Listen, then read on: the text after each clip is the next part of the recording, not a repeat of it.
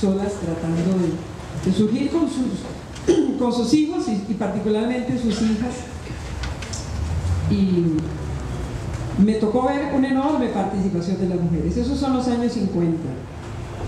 En ese periodo las mujeres urbanas, incluyendo las mujeres de condiciones, en condiciones de marginalidad, tuvimos la posibilidad de ir al colegio de la escuela. Yo tuve la posibilidad de ir a una excelente escuela, la Escuela Perú, y luego a un excelente colegio como el Anastasio Alfaro, con gente, y yo puedo decir que me formé con las condiciones que idealmente uno como mujer puede tener en esa época.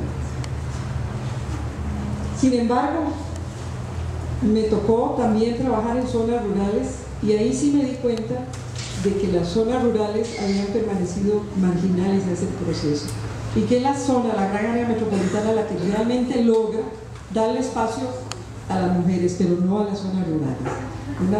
Ya para 1973, por ejemplo, el 91% de los profesionales eran de la gran área metropolitana, y de eso, de todos los profesionales, un porcentaje muy bajo, creo que era el 15%, eran mujeres.